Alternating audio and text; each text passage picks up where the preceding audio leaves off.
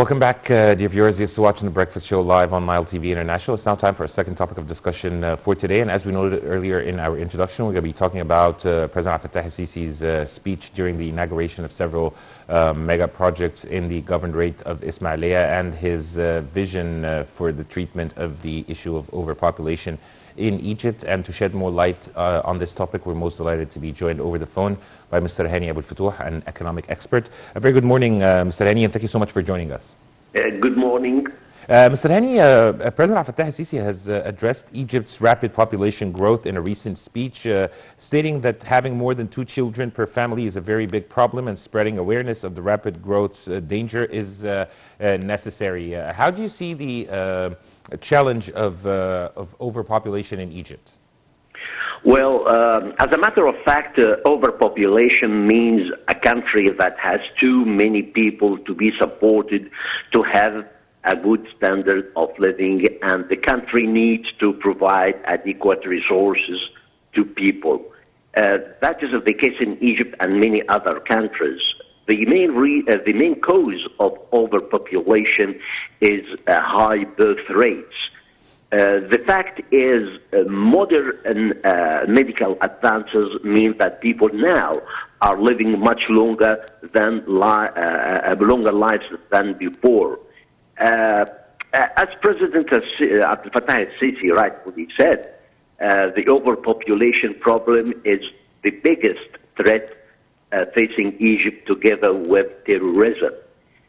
Egypt has been suffering from a rapid and steady increase in population growth rates, and the number of births in 2020 recorded nearly 2,300,000 according to CAPMA's statistics.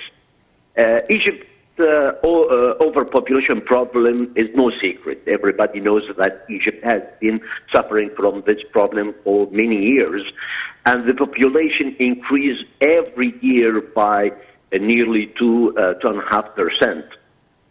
Accordingly, the population is expected to reach 151 million people by 2050. So, in order to tackle this problem, the government needs to put plans to control the fertility rates. If the fertility rates continue at the same rate, the population will reach 130 million citizens in 2032. Let me tell you about the negative sides of the overpopulation problem. The negative sides include affecting the results of development efforts and the citizen standards of living, as well as the quality of life. In other words, overpopulation would put a huge burden on education, a huge burden on healthcare, and other services rendered to the citizens. Mr. Hany, also the Egyptian government has launched a family planning campaign called 2 is Enough. How do you see the importance of this campaign in limiting or bringing about birth control among Egyptian families? Well, as we said, the Egypt population heads towards 100 million citizens, and according to the CAPMA's statistics, the statistics show that a new baby is born in Egypt roughly every 18 seconds. So it's a very dangerous problem indeed.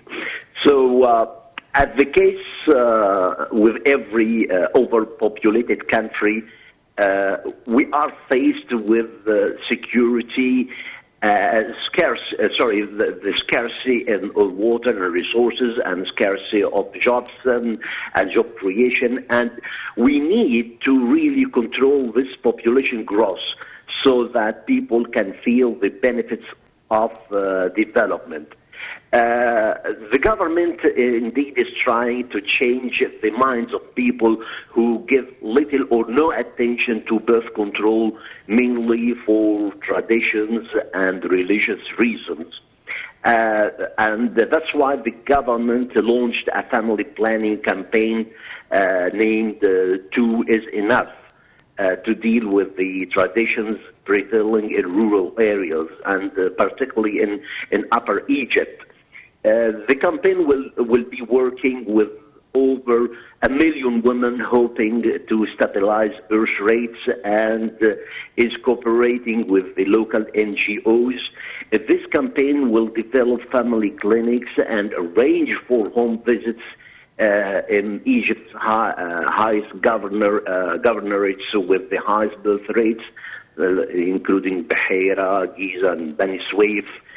Actually, the government needs to exert all possible efforts in tandem with the civil society organizations to control the population growth rates. The recent statement by the Ministry of Health stated that we need to reduce the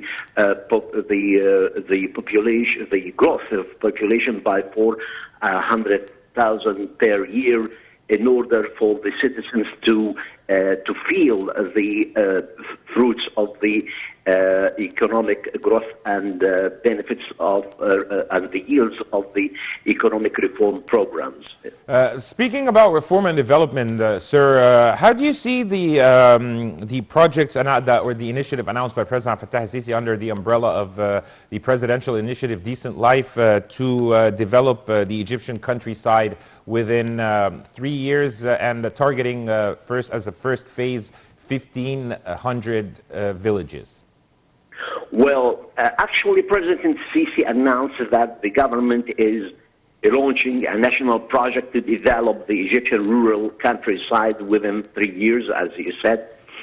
This project is covering 1,500 villages and will be the beginning of work to develop complete centers in the countryside and rural villages.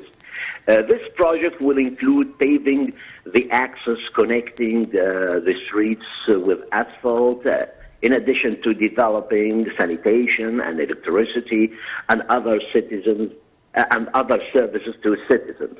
Likewise, these projects, the benefits of these projects also will have a good impact on the private sector, because these projects provide job opportunities for factories and suppliers to work who work with the government. On top of that, money will be injected directly to several business entities in the private sector, which help them to sustain business. It is not just the roads, as I understand from the initiative. It's all government facilities within the villages will benefit from this project, such as schools and hospitals. They will benefit and operate with greater efficiency. Mr. Hany Aboul Fotouh, economic expert, we really thank you so much. We appreciate your insight, Mr. Hany Aboul Fotouh, economic expert. Thank you so much for joining us. And dear viewers, by this, we come to the end of today's episode of The Breakfast Show. Just a quick recap of what we discussed. We talked about the new Chinese year, or the new lunar year, and we also talked about President Fattah al-Sisi's inauguration of the recent projects in Ismailia Governorate. And dear viewers, you're in the company of myself, Karim Gamaluddin, and my dear colleague, Dina Hussein. Until we meet again, this is goodbye.